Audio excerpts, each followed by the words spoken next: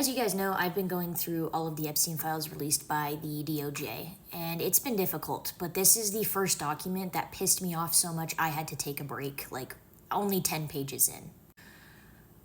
It's not titled, it's cut off in the first pages, so I don't know exactly what it pertains to, but it appears to be some sort of legal deposition where a case officer is being questioned on what the charges were presented against Epstein. And this is going to piss you off too.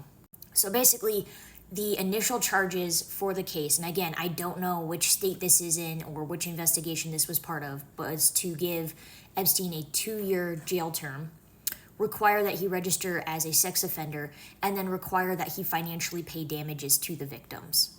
If that sounds like an astronomically stupid-ass sentence, that's because it is.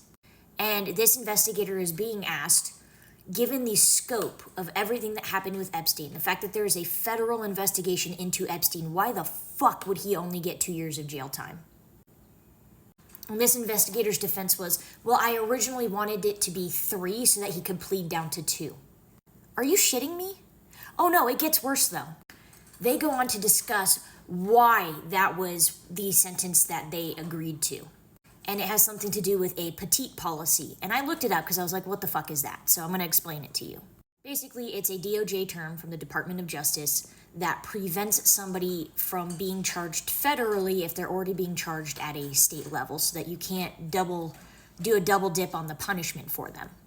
Throughout the document, this investigator also states that they wanted to avoid a manifest injustice. And the definition for that is exactly what it sounds like. They didn't want to be unfair in the punishment they dealt.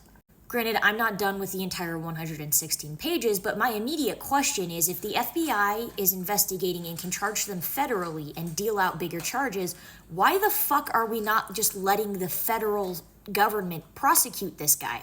Why are we resorting to state punishment?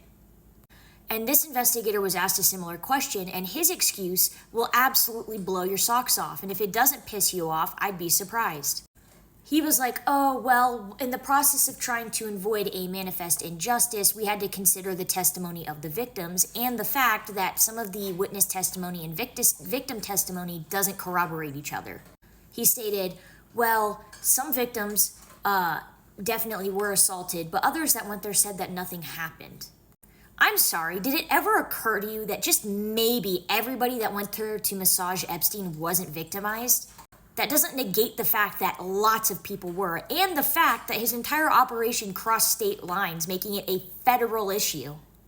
Then there was also some talk about the believability of the victims, because yes, not all of them were perfect. I just read a grand jury indictment document where it discusses that a victim was heavily addicted to drugs and ended up being a prostitute for a good length of time after she was assaulted by Epstein.